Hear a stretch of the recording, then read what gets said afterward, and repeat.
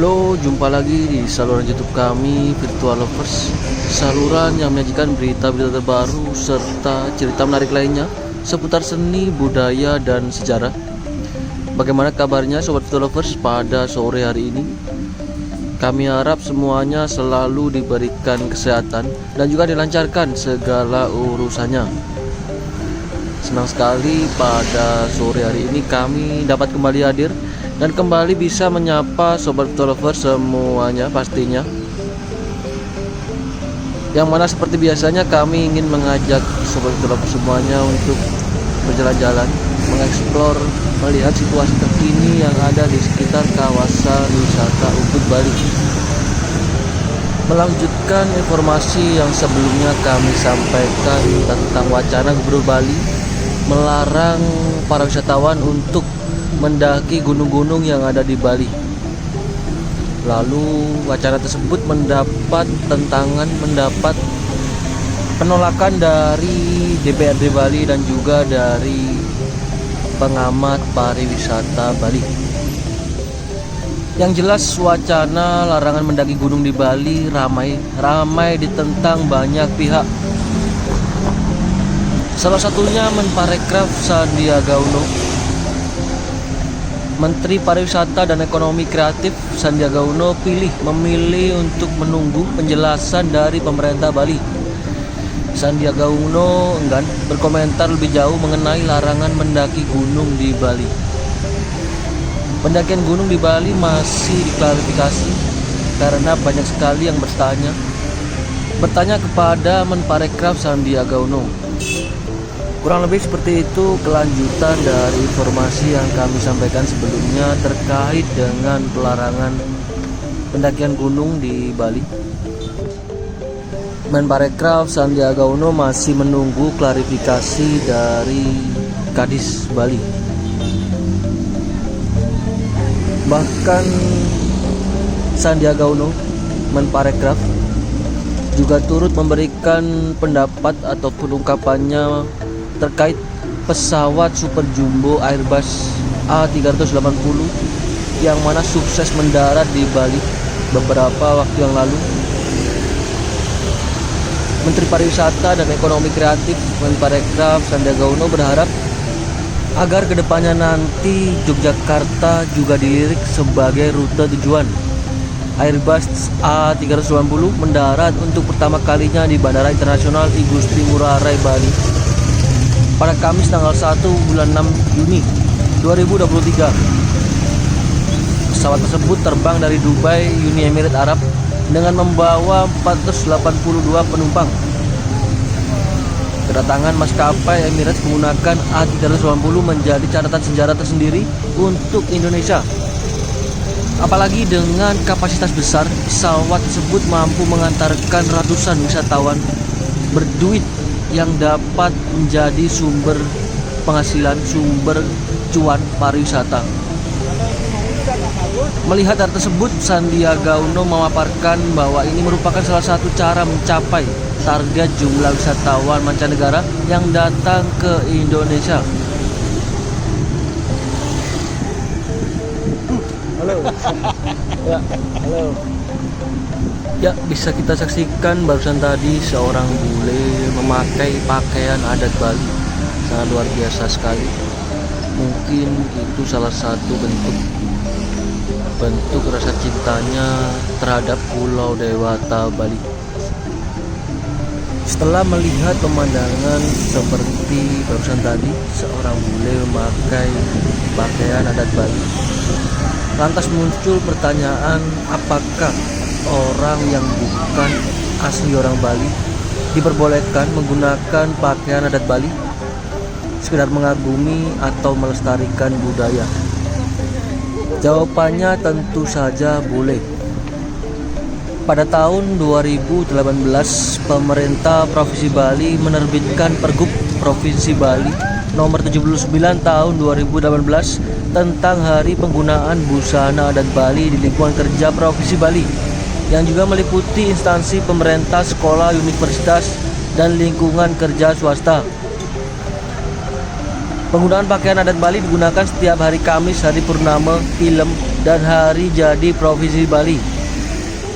Tentunya tujuan dari diterbitkannya pergub tersebut adalah sebagai bentuk upaya menjaga dan melestarikan busana adat Bali, dan juga diharapkan mampu mendorong peningkatan penggunaan dan pemanfaatan produk serta industri busana adat Bali. Penggunaan pakaian adat Bali sama seperti pakaian adat dari daerah lainnya, yaitu bisa dikatakan sebagai identitas atau ciri khas dari suatu daerah. Penggunaan busana adat dari suatu daerah oleh orang yang bukan berasal dari daerah tersebut tidak ada pelarangan selama digunakan dalam konteks yang benar. Sebagai bangsa yang besar yang terdiri dari beragam suku bangsa, seharusnya kita bangga karena kita memiliki beraneka ragam kekayaan budaya yang tidak dimiliki negara lain sebagai aset yang tidak ternilai harganya. Hal tersebut juga diperkenalkan oleh Bapak Presiden Joko Widodo, yang dimana setiap peringatan HUT kemerdekaan Republik Indonesia atau melakukan kunjungan ke daerah, beliau seringkali menggunakan busana adat dari masing-masing daerah di Indonesia. Busana adat Bali memiliki tingkatannya masing-masing sesuai dengan unsur-unsur busana yang digunakan. Secara umum, penggunaan busana adat Bali yang digunakan sehari-hari adalah pakaian adat Madya. Sedangkan untuk acara yang bersifat khusus dapat menggunakan payas agung. Pakaian adat payas agung biasanya digunakan dalam upacara seperti pernikahan adat Bali. Lalu ada juga pakaian adat Bali modern kontemporer. Pakaian adat Bali modern kontemporer biasanya digunakan untuk acara-acara khusus seperti sesi pemotretan atau fotografi atau acara lainnya. Masyarakat Hindu Bali dalam kegiatan keagamaannya juga selalu menggunakan pakaian adat Bali. Secara khusus, agama Hindu tidak memiliki pakaian khususnya dalam melaksanakan kegiatan keagamaan. Agama Hindu hadir pada masyarakat selalu menyesuaikan dengan kebudayaan yang sudah ada dan tumbuh serta berkembang mengikuti keadaan masyarakat.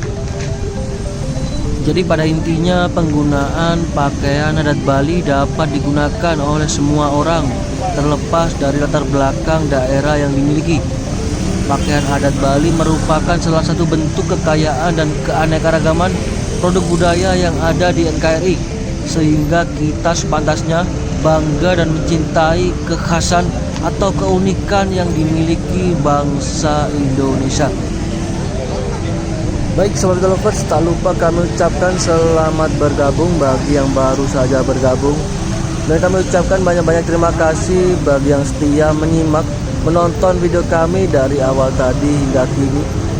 Semoga apa yang kami tayangkan dan juga apa yang kami sampaikan dapat memberikan manfaat dan juga bisa menghibur Sobat Lovers semuanya pastinya. Kembali sambil kita saksikan situasi di sore hari, suasana sore yang cukup ramai di kawasan wisata Ubud Bali, terutama di depan dari pasar tematik Ubud.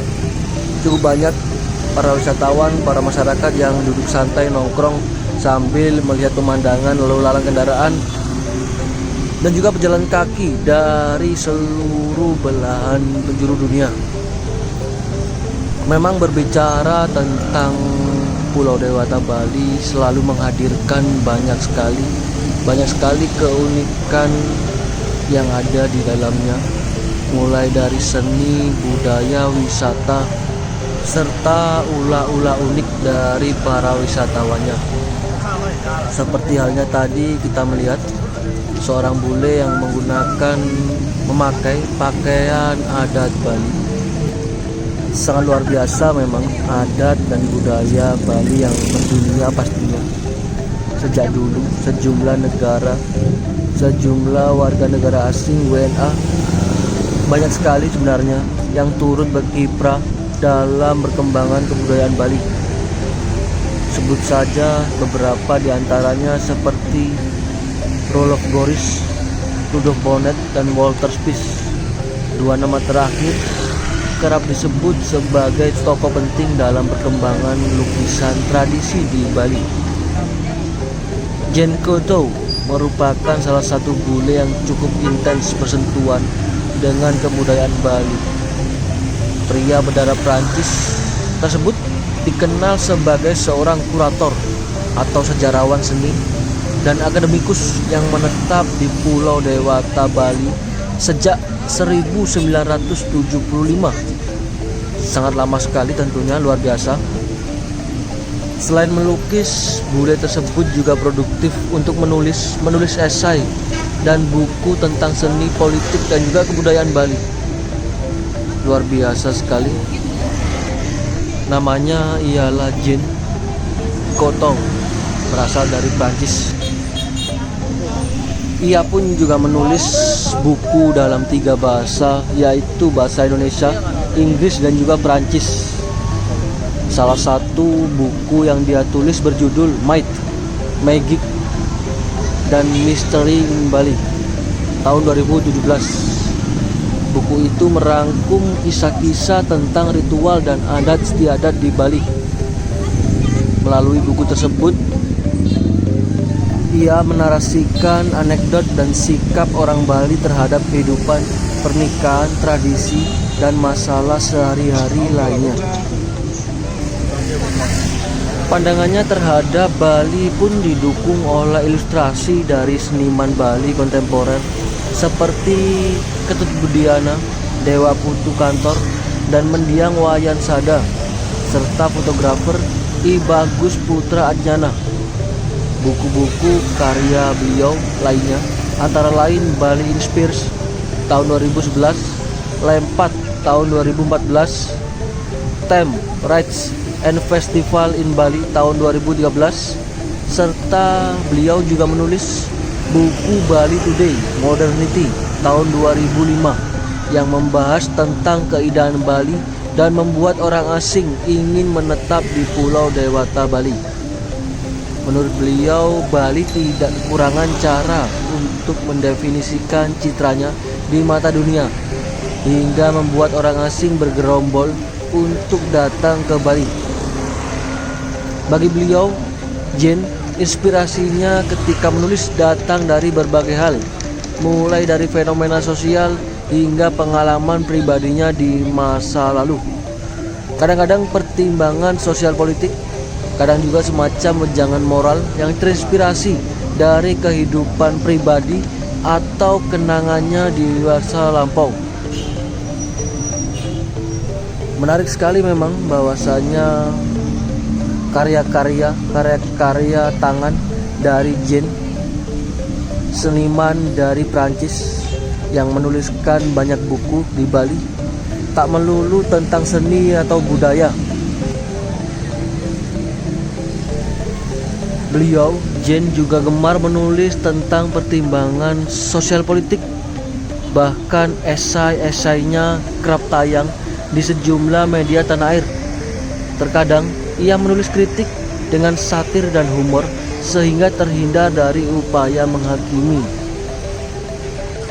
Bahkan salah satu esai terbarunya berjudul Pengeroyokan Online di Bali. Esai tersebut menyoroti fenomena bule nyeleneh di Bali yang memicu geramnya warga lokal. Menurut beliau, Jean, netizen di Indonesia kini melabeli seluruh bule sebagai pengacau, padahal yang berulah itu hanya segelintir bule, umumnya WNA asal Rusia dan Ukraina yang kini sedang berkonflik. Mereka, para netizen, main kroyok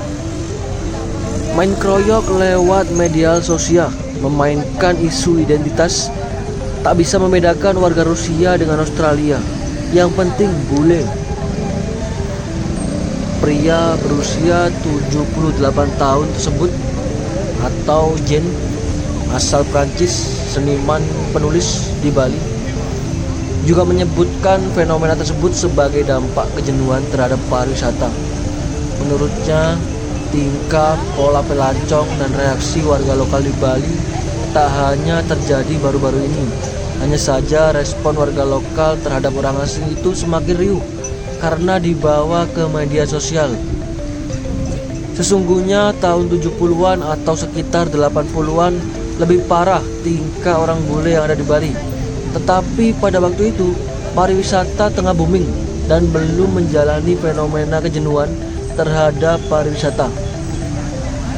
Jadi pada kesimpulannya, Jean atau seorang seniman atau penulis asal Prancis yang tinggal di Bali sejak tahun 75 berpesan agar tingkah ngawur segelintir bule tidak disikapi dengan menyusut isu identitas hingga menimbulkan gesekan. Ia juga meminta pemerintah dan para influencer media sosial menyikapinya dengan kepala dingin.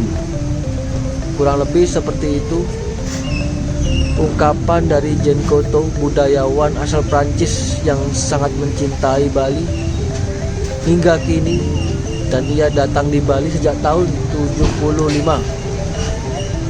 Bahkan baru-baru ini juga muncul bule asal Selandia Baru, yang mana bule tersebut jatuh cinta pada gamelan. Jadi tak semua bule di Bali itu bermasalah. Ada juga yang jatuh cinta dengan seni budaya gamelan, seperti kisah warga negara Selandia Baru bernama Vaughan Hutch. Di tengah riuh ulah warga negara asing, sebagian besar bule di Bali, Vaughan Hutch menjadi antitesa. Warga negara Selandia Baru yang berusia 26 tahun menetap di Pulau Dewata itu justru lebur dengan kebudayaan Bali, khususnya karawitan atau gamelan, musik gamelan. Ketertarikan Vaughan pada kesenian Bali bermula saat ia mengikuti program Dharma Siswa pada tahun 1997. Program beasiswa Nongler 1 tahun untuk mahasiswa asing diinisiasi oleh Kementerian Pendidikan dan Kebudayaan. Bahkan karena cintanya dengan kebudayaan Bali ataupun dengan gamelan Bali, Vaughan mendirikan sebuah sanggar bernama Mekar Buana Center pada tahun 2000. Sanggar tersebut terletak di Denpasar, Bali.